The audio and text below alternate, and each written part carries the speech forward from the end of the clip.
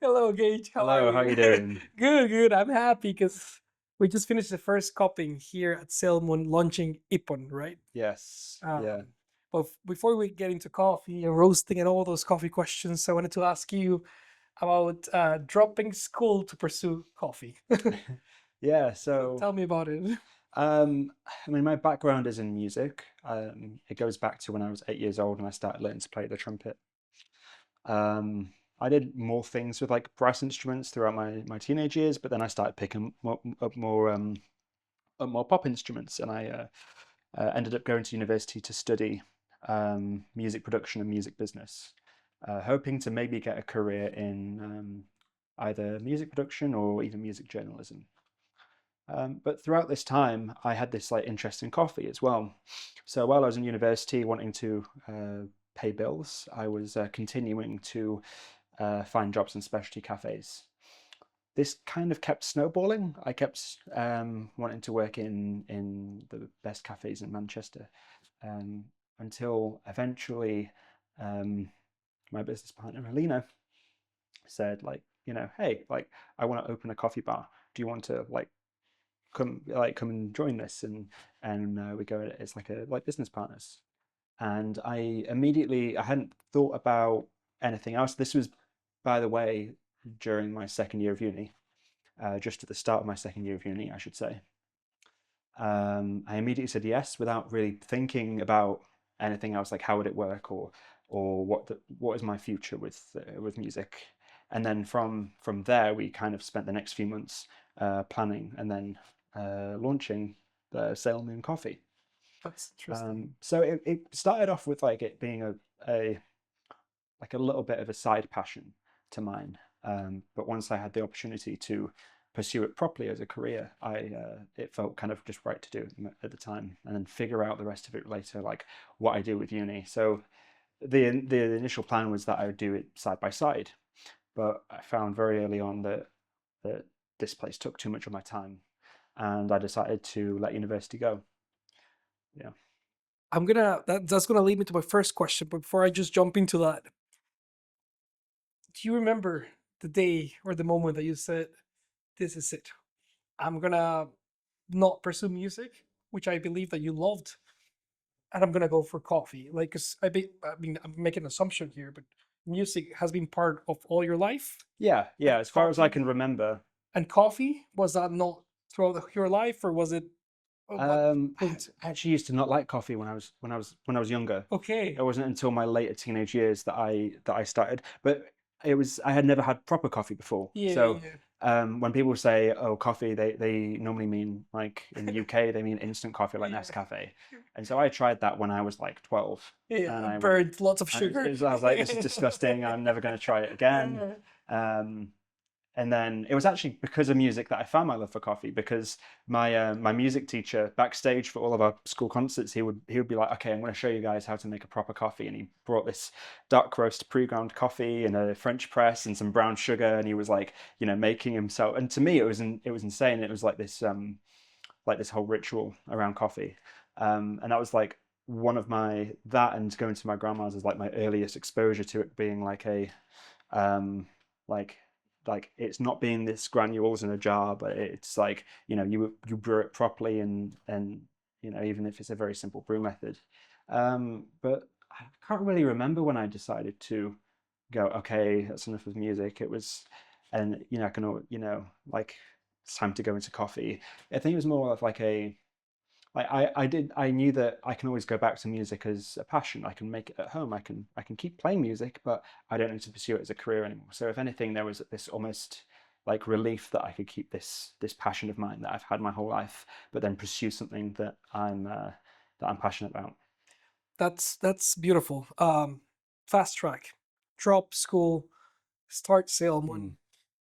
And the first question that I have here is, if you could relive the first day that you opened Salmon, that first sale, how could you describe it? Because I guess that this place is beautiful, but it took a lot of work, right? How It much did, work it yeah. took, and when you open it, what you felt? Oh, I actually overslept on the first day we opened. We had there was a few things that we had to do before we opened, like last minute things. There was still like some like the stools that were sat on weren't assembled yet. So I think it was like very late in the evening. Um, Me and Alina were getting things ready. We were assembling furniture. I didn't get back home because I at the time I lived in the city centre, so that's quite a that's a little bit of a commute away.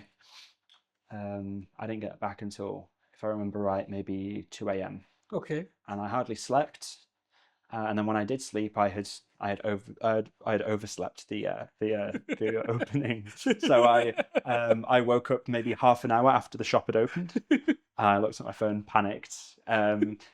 Got an Uber to the shop instead of the tram, and I came in, and I think at that point Alina had only served one customer who is actually like a regular of ours. He comes in Okay. 2 to 3 times a day. But when I came Wow. in, Yeah. he was already sat here at the bar, and yeah. So How many regulars do you have? Do you have enough regulars that come often? yeah, Do they ask for the same thing, or do they try new coffees? Or I would generally split our main customer base into two parts. yeah, We have our regulars who are mainly local, who come here because they really like our stuff. They really like what we do. It's a part of their daily ritual, like come to Sail Moon and get like their usual coffee. And for the people who like to come to us all the time, it's normally like our house coffees. So, um, our house espressos, our lattes, our flat whites, and our batch filters. Um, we have a couple of regulars who they really like the pour because we are very much into like pour over filter coffee. That's kind of what I'd say we'd specialize in. We have a few regulars who are really into that, but the main pour over drinkers, I would say, is what I've described as like almost coffee tourists, like people who like to go to different coffee shops and try them out. Like I would say that the people who travel here on like the weekend um, are the main pour over drinkers, and those are the kind of like two customers I'd kind of split our customer base into. On top of that, we have people who, they come in once and try us, and maybe we don't see them that often. So so regulars they tend to not get pour overs. They get house coffees, yeah, yeah, lattes, cappuccinos, and the coffee tourists. I love that term. When I love yeah. that they are just tourists, like, and they come here and they get pour overs. I'm gonna Yeah, get into that later. Um, but yeah, I mean, we talk about how you fell into coffee, um, and I want to talk about this place, Salmon. yes, Why Salmon? I mean, the place is called Sailmoor, yeah, right? yeah, And this is Salmon. Is there a reason or yeah. This was actually Alina's husband's idea, I okay? believe. Um, it is a play on words, so you could take Sail More, replace the R with an N, and you get Sail Moon, which Yeah. sounds a bit like Sailor Moon, the Japanese '90s cartoon. Okay, Yeah. okay. That So so you can and there's yeah, cat like we're really into cats. We're yeah, all cat owners. yes, Um, so there's cats like cats are a big thing in Sailor Moon, I yeah. think. So it kind of like links thematically that way. It's a bit of wordplay. It links to where we are, but also the kind of cat themes that we have going on here. But yeah. And do you find that customers when they see the concept like Sail Moon and everything you just described, Mm. do they choose you for that, or they purely come for the coffee, or Ooh, I'm not too sure to be honest. I'm not sure if I could give a really accurate answer. yeah, I think there's some people who come here for coffee quality. There's some people who come here for the the service, yeah, especially like very very early on when it was like me and Alina just here all the time. We had people who kind of came here because they liked coming to get coffee from us. yeah? So So the Sail Moon is more of a guilty pleasure from you guys, right? Do you think that the name has a thing like, or I think there might be some. I think there's like an enticing like whimsy to it. yeah, I think that people got into, and then um, Alina really like she loves like the whole like going with the cat branding thing, and I think we agree that it definitely like people love cats yeah? and kind of drawn to that aspect of the branding in a way. If that answers your question. Yeah, no, it does. Yes, it does. It does. Because the question was why Sail Moon, uh, Yeah. and why here? Because you were living in central Manchester. Yeah, You're originally from York. yeah. Why here? Again, that was Alina's call. So um, it was a mix of, first of all, Alina's lived in the area for a number of years, and she Here in Salemore. yeah, like more Sale. I think more Sale, Okay. but literally like three minutes or so down the road. Okay. She knew the area quite well. She's worked in a specialty coffee shop in Sale before, Okay. and because of there's there used to be a place called Propeller down there, and that's where she worked. And then there was by the tram stop, there's a place called Grapefruit, Okay.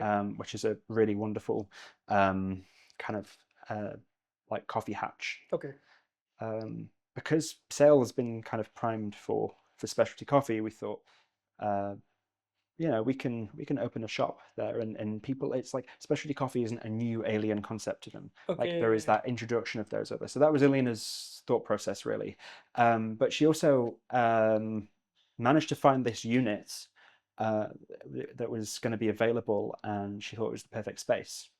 So What's it? there's that Sorry. Yep. there's that um, kind of factor of it, of Elaine thinking that Sale's the right place to open a coffee shop, but also this really nice unit with lots of space Yeah. became available. Was it empty? Because Uh, this is beautiful. Kind of. It looked very different to how it was. So it used to be like this flower, very, very kind of old flower gift shop Okay. type thing. Uh, it was mostly empty. There was this one thing that was here when we moved into it, was this big wooden Jesus that had his, it was like this Jesus shelf, and it had his arms out like this, and there was like a shelf Yeah. going along his like front. Okay.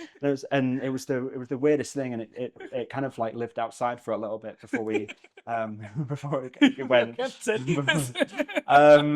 There was like some remnants, but there's no straight walls or straight surfaces in here. So essentially, this room is a room within a room. Like all of the walls were just, instead of trying to level out these really old walls and New not, walls. you don't want to break these kind of walls down because you don't know what's behind there. Like Yeah. in terms of like I guess asbestos. Like yes, you Yeah. don't want to have to like deal with the old building stuff. So it's just easier to just, and especially with so many, like there's no right angles, there's no straight surfaces, so it's Yeah. like, okay, just build a Like a plaster wall. like a wall Yeah. in there, and And so electricity and everything behind the wall. yeah, it makes it easier. And then the ceiling as well. So the ceiling was like over by the entrance, it was a little bit lower, and then it stepped up into a higher ceiling here. But then Yeah. we just decided that just flatten it out.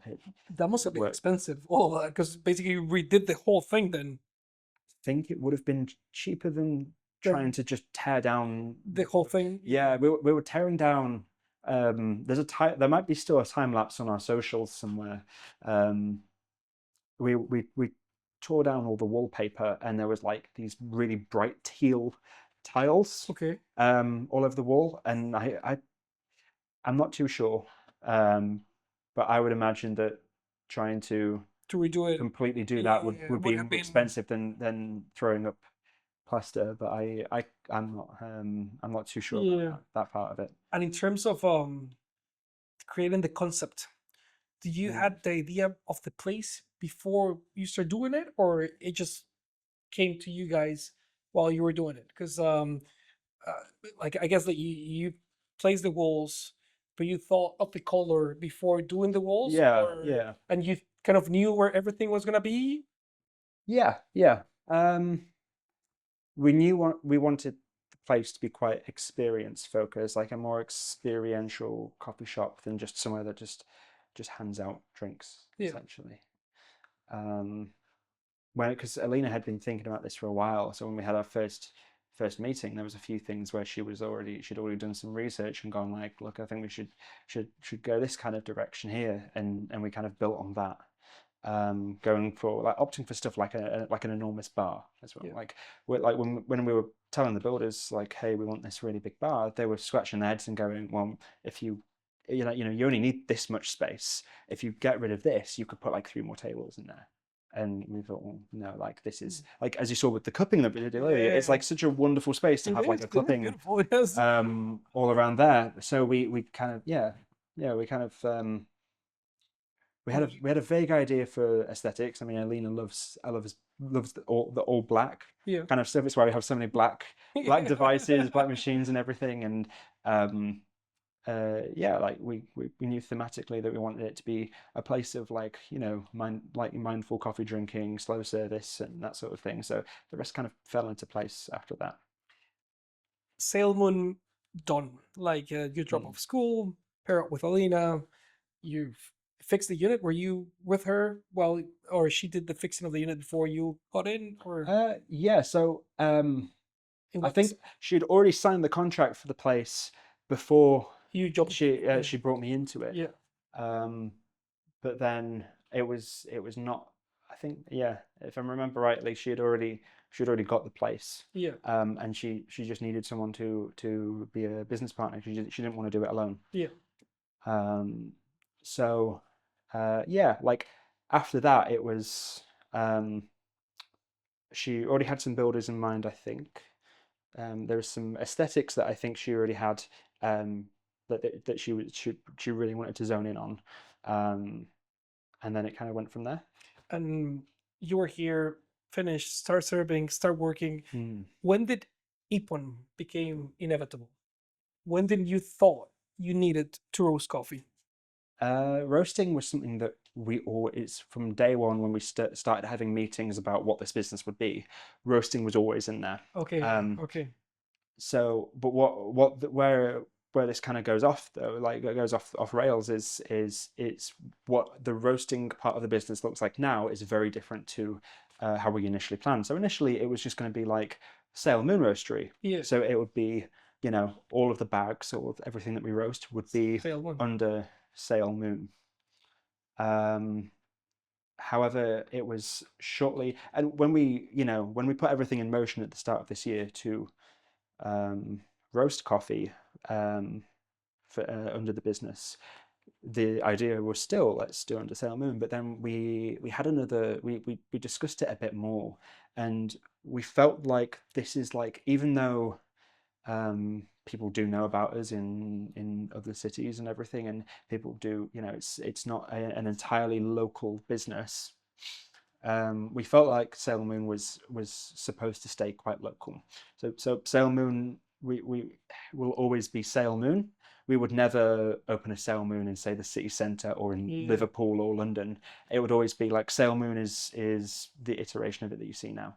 And with kind of that in mind, we felt like if we want to go into roasting, we want the ability to kind of make it like expandable worldwide and put yeah. like like a shop somewhere else. And so that's when it became obvious that creating a new brand would be the best way to go for it. That's beautiful and powerful. And the question that I want to talk about is: did you learn with Silmun things that you transfer into Ippon? Things that you because now it's different, completely different Yeah, than yeah, Silmun for a reason, or are you transferring knowledge that you learned doing this business into that one, or yeah. I mean, there's a lot of like Sailor Moon really informs the way we approach a lot of things. For an example, um, the way we source coffee, very it's different it's different but the principles are the same, and that is that buying coffee that we are excited about is the most important thing. yeah, So whenever we are buying coffee for the bar, we always look for like not just quality, because there's loads of good roasters out there roasting quality coffee. um, it becomes about how excited are we to serve that coffee, because if we're not particularly excited to serve it, then our customers won't enjoy it as yeah. much. We notice that when we're excited to serve coffee, people are enjoying the coffee more. And what excites you? So me personally, Yeah, very very clean, beautiful, bright washed coffees with maybe a bit of a story behind them as well. Like a story for coffee really like sells it to me. Um, that's what really like speaks to me with coffee when I'm able to tell a customer about the reason that the coffee tastes like this is, and I can give them some reasons. I can tell them maybe a little bit about some practices on the farm or the variety. Um, that's always um, that's always really great. and the story. Um, I'm just thinking if there's a farmer watching this, Yeah. uh, what excites you as a roaster, as a coffee shop? What story do you want to see? Do you want to see the farm story? Do you want to see the varietal story? Do you want to hear about the wet mill? Do you want to hear about? It really depends coffee to coffee. I think the like the way I'd approach, say, serving, like if I was to approach a Kenyan coffee, Yeah, I would very much go into the varietals because those varietals are a result of a lot of like agricultural research, like the SL varieties, for yeah, example. And even if I was to say serve an SL, like SL 28 from Costa Rica, there's that really nice story that links to Kenya yeah. with the Scots laboratory in the 1930s. So it really depends, Coffee to coffee, coffee farm to to. coffee, farm to There's farm. no There's one always size fit something. all. There can sometimes always be just like this really interesting thing about a variety or about a farm that I think makes the coffee a little bit more interesting. Okay. But yeah. Oh, that's great. And my next question is, but you kind of answer it. I think when you started Ippon, was it to control the quality of the roast, or was just to express something different? Um, Ooh, that's a good question. Um, I think there's something to be said for having control over quality, um, but I think we work with like a lot of roasters around the world, like we're multi-library, so we work with like local roasters, especially for our core offering. But then we also work with roasters in um, I don't know, like Denmark, France, just to kind of diversify the offering a little bit. Um, we've never like we because we have like there's such a process to get coffee in here when we're sampling things and looking at offer lists before we buy, we never so much have an issue with quality because we're buying things that taste great. We never have a desire to go, oh, I wish the coffee was roasted better. But I do think there is like this kind of more expressive reason as to why we're roasting coffee because it allows us to, I mean, like connect with people like you, connect with producers, and and kind of create a bit more of an interesting experience with coffee through kind of moving up the supply chain. okay, okay. And what do roasters think of you starting to roast? What do roasters think? Yes, people that you buy from. Um, I mean, there's a lot of support Yeah, generally. I mean, it's so I would say Harmony in York yeah, is the roaster that we've buyed the most from over the last year, and he's been incredibly helpful with if it's one of my own roasts that I've needed troubleshooting. I've been getting this quality in my roast. I'm not sure what it is. He's always been happy to look at my Cropster yeah. charts and tell me what could be wrong with the coffee. Um, and he's also like right now where we're currently unable to go to our regular roasting space. He's been more than happy to um, help us with the roasting side of the project for the time being. So generally, the roasters that we work with are quite happy to see us like pursuing this. That it's been like very much supportive. There's been, as far as I'm aware, none of the roasters that we work with are upset that they're maybe losing an account or anything. So it's good. That's the. I mean, question came to my mind because I think that the industry is growing. It's Yeah, growing, and it's. I believe there's always space for more, and then yeah, more people doing the right thing should always be welcome. But hmm. that's me personally. um, Yeah. I think there's more roasters like opening. Like it's a time where like lots of roasters, especially in the UK, are are starting their own projects. I think it's always going to be a good thing, giving more variety, hopefully increasing the amount of people enjoying specialty coffee, and as well like really pushing forward quality. There's more competition. yeah, You have to be better now. yeah, So I think it can only be a good thing. that's good. Do you feel more pressure or freedom by roasting your own coffee? Um, a little bit of both, to be honest. Um, it really depends. There is, I would say, it depends on like who I'm roasting it, like where I'm, like what I'm roasting it for. So if I'm roasting for something to go on the bar, go in the espresso, or like in the batch filter maybe, uh, there's lower pressure for me because we have, if it's not too big headed of me to say, we've got very very good staff who are very talented, and no matter what you give them, they're going to get a really really good expression out of it. So in that way, it's not very much pressure at all because I know it's gonna be well received. But in the case of maybe selling at retail or eventually selling at wholesale, that's where I feel a lot more pressure. Yeah. Um, because then you have other coffee professionals, and it feels like there's like almost there could be some judgment. I don't know, Yeah. maybe not, but that I think, yeah, it depends. Roasting for here, no pressure at all. Roasting for other people for them to use, and you're not brewing it for them, and you have no control over it. That's where you feel a little bit more pressure. I, I get you because when I source coffee, now that we have Loom in Glasgow, when I'm sourcing for Loom, I feel relaxed. I'm like, I know it's gonna work. Yeah, When I'm yeah. sourcing to sell, I'm like, oh God, I hope this It's works. it's So, when you lose a little bit of that control over what the final product would be. yeah, And so someone might do a pretty naff brew and go, oh, roast is bad. It happens. Like people like there's like this whole joke on Instagram where it's like, oh, blame the roaster. If yeah. coffee's bad, blame the roaster. Because sometimes people will And the roaster blames the importer, and the importer it is, yeah. blames the So it's like, importer. yeah, like it's kind Yeah, of become a bit of a like a running joke in the coffee yeah. community. I think if you get a bad roast, oh, blame the roaster, it's fine. And I think that jokes are always like based off truth, aren't they? Like it's because people in the past like will go, oh, okay, the coffee's not very good, the roaster's messed it up, and so there's that on in the back of my mind. Once you lose that control over the final product, Yeah. it's much easier for people to like blame the roaster. So Yeah. yeah, Um, you talk about Sailmoon as an experience, yeah, and there's a huge tea influence here. yeah. Where does tea fits in? How would you split coffee and tea in if I were to say you sell 100 beverages, how many were Yeah, tea, how many were coffee? we're mostly coffee. Okay. Um, Even though we very much position ourselves as both. Yeah.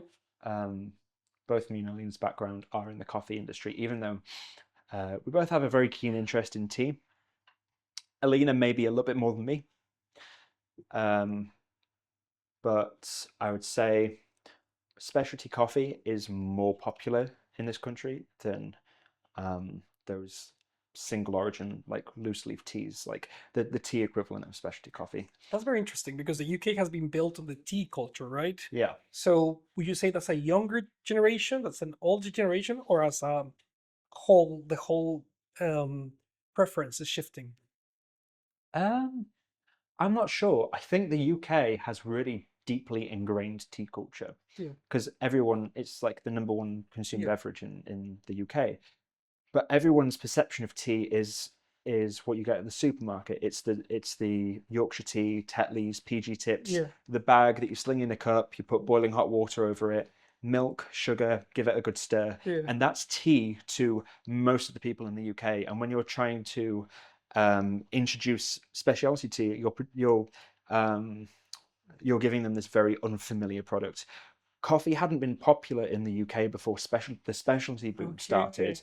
So, in my opinion, just based on my Yeah. observations, I think that um, Coffee I was think it was introduced. easier to get people onto specialty coffee because people like only a few years ago had coffee really been a mainstream drink that people were having. But with tea, for decades, we've been drinking Tetley's and PG Tips and having it with milk and sugar. And then when you present to them a very nice floral oolong tea, it's it's not tea to them. It's something completely different. That would be like the analogy of instant coffee, right? Yeah, Yeah, yeah, like they have been drinking like instant, it's not instant tea, but like those instant coffee yeah. versions of tea. Like many people say like coffee tastes like this, Yeah. and it's bitter, it's dark, it's chocolatey and maybe nutty, whereas specialty coffee presents coffee as a fruit and Yeah. a product of a fruit, so it should taste acidic and bright and vibrant. But with coffee's history of being just darkly roasted and and bitter, um, there's that. But for tea, it's like, especially, I mean, I'm just speaking for the UK here. Tea's so much more ingrained in the culture that you try to give someone a tea that they're not familiar with. It's so much So, harder okay, got to win them over. it. And talking about Ippon now, um, you're starting with um, washed coffees from El Socorro specifically. Yes. In the future, you're talking about terroir driven. Yeah. Would you like to focus on the timeless washed coffees, or are you gonna try to play around with co-fermented experimental lots, or what's 'cause you're starting right now the roastery, so Mm. what's the vision? What do you think you're gonna do? I mean, it's always really hard to say, but I can't You predict the never future? say Yeah, never, right? yeah, yeah. Um, like right now, we're thinking we're gonna stick to classic profiles. Yeah, Washed coffees is the backbone of our yeah. offering, with some naturals and honeys sprinkled in. Not so much touching the more heavily fermented coffees. I think there's a lot of roasters who offer those coffees and they do them really, really well. There wouldn't be really much that we would add to the industry if we started selling them too. So, I mean, where my fascination of coffee is the fact that you have all these flavors and they are created by terroir. They're created by like very like low intervention, should we say, processing, and that's what creates these flavors. Like nature created these flavors with like a little bit of help from people. And I think that's part of where the magic is. But when you say, "Oh, this coffee has been infused with peach and it tastes like peach," it's like, of course it does, right? And that's where, and that even though it's like it can be very delicious Yeah, undeniably, and it gets loads of people into specialty coffee. For me, it doesn't have that same magic as yeah, that washed or natural, like that natural Ethiopian that just tastes like blueberries, for example.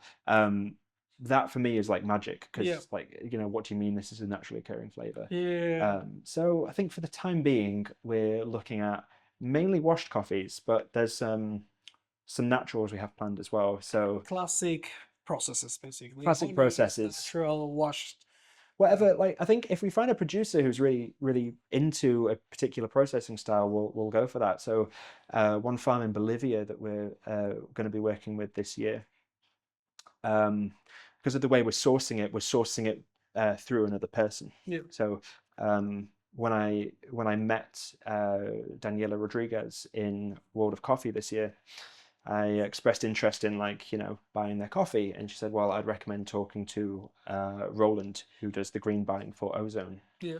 and if you want to facilitate getting our coffee in, I'd recommend going through him."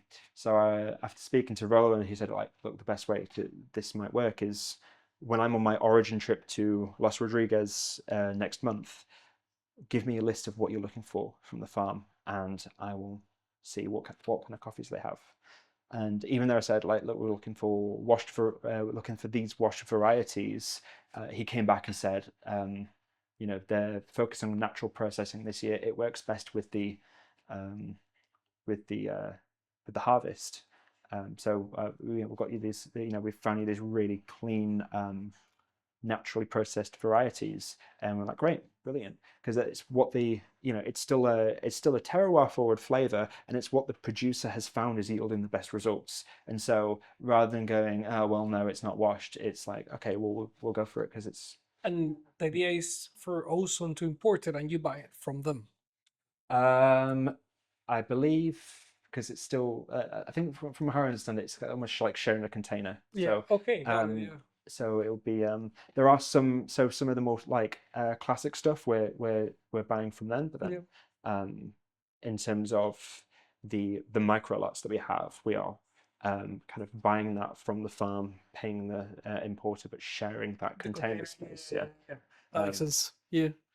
Um, and this, I mean, this question that I'm about to ask goes with it. Have you ever doubted? Have you ever doubted Salmon, Ippon? Because every founder uh, has that moment, right? That you're thinking, "Am I doing the right thing?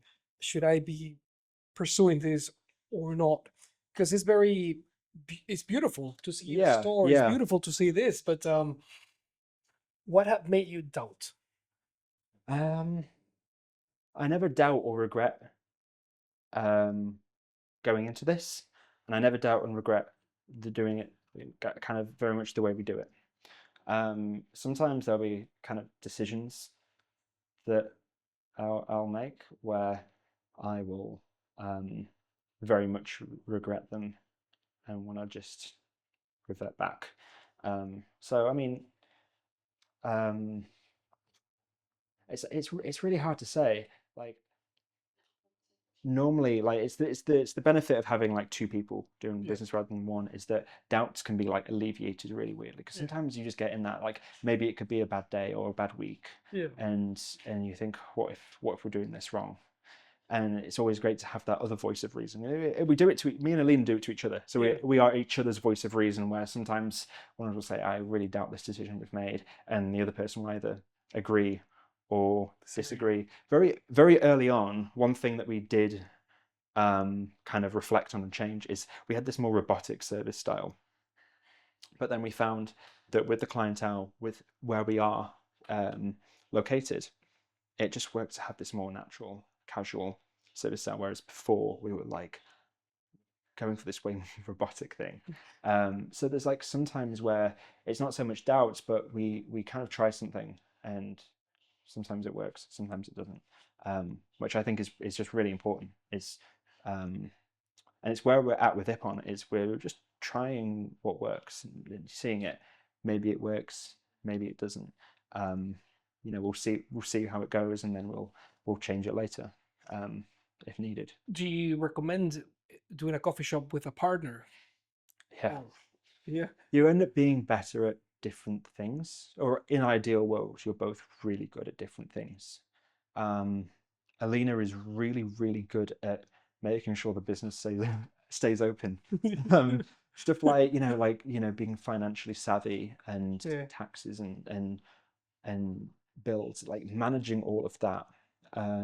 When there's always outgoing bills, but then you don't always have the cash flow to be able to like deal with it. Having someone savvy on that because Alina has a quite an extensive background in business, way more than I do. So having someone like that who's really good at that is amazing. And if I was just left to my own devices and I was trying to do this by myself, like invoices would be missed and all that sort of thing, and I'd be way too scatterbrained and like it's yeah, I recommend if people ever want to start their own business, they find someone that they want to do it with and someone who contrasts um, Their what they're skill. good at. Yeah. It makes sense because you're not going to be good at everything. And on a brighter side, what's been the most beautiful or affirming moment of doing salmon? Anybody? I mean, I would say the cupping that's just happened, like people sharing, whenever someone shares our excitement Yeah. over something. In this case, the washed coffees from El Socorro. Um, that's always like a really great thing, knowing that we are on this right track and there's people out there who are sharing that same excitement.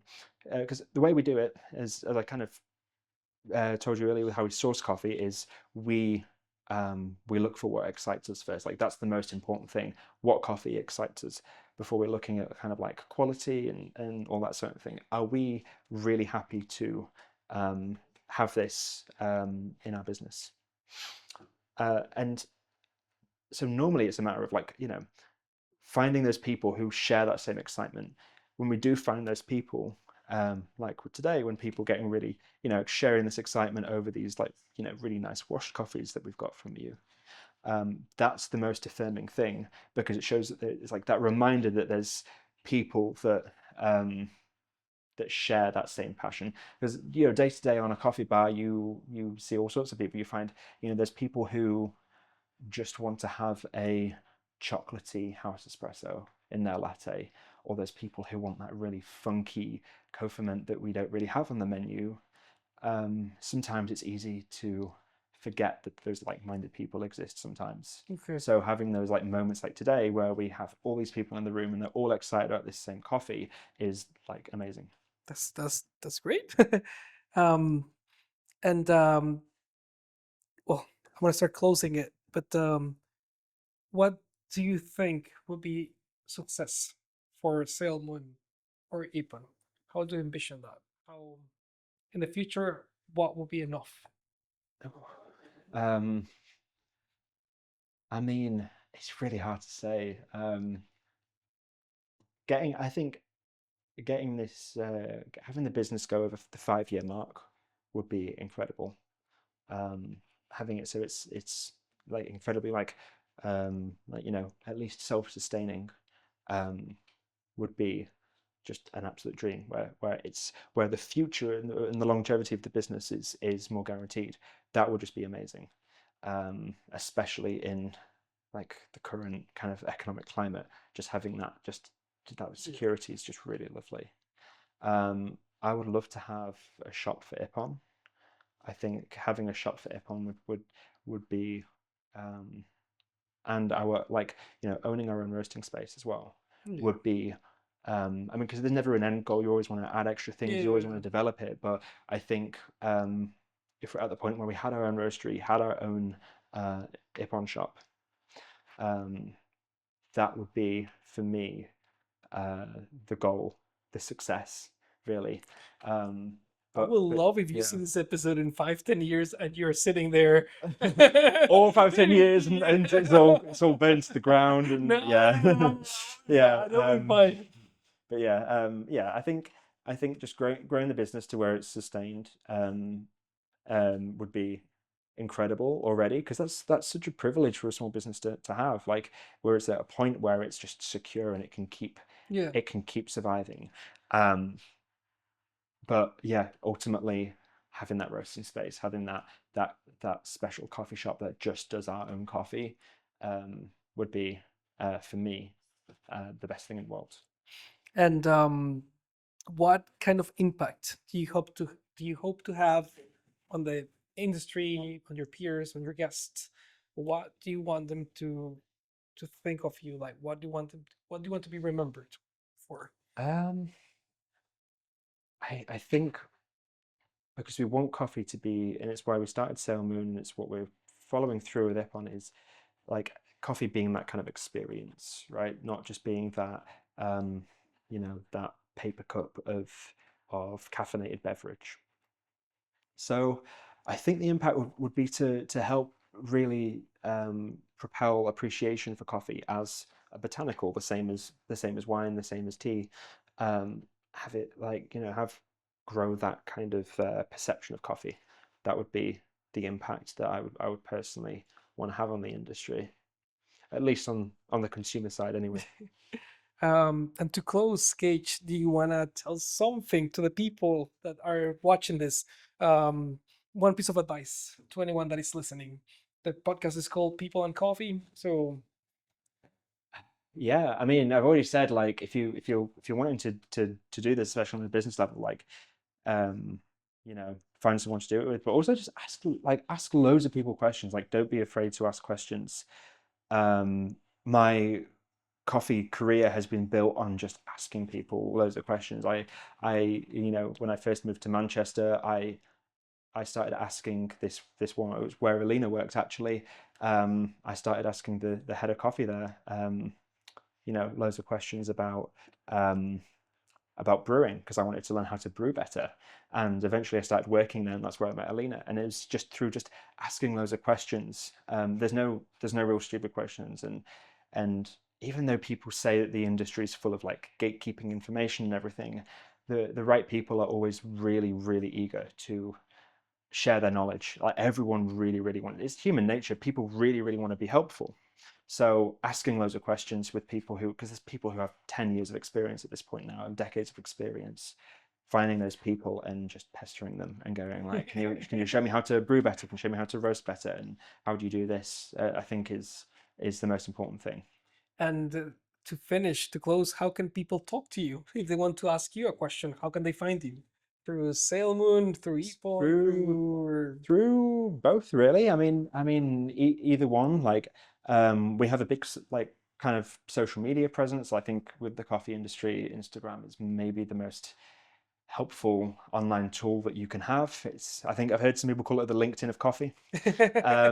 So yeah, personal account on Instagram, the Which is sale Gage.Quinn, okay. or salemoon.coffee or Ippon.coffee Perfect. are all places where you can reach me. We're all about sharing information, whether at the bar, via email, um, through Instagram. We're not all experts on everything, but we always try our best to if we have information, we want to share it with people and help them. Really, like people have helped us. Perfect. Thank you, Gage. Thank you very much. And Thank you. yeah, nice talking to you. You too. Thank you.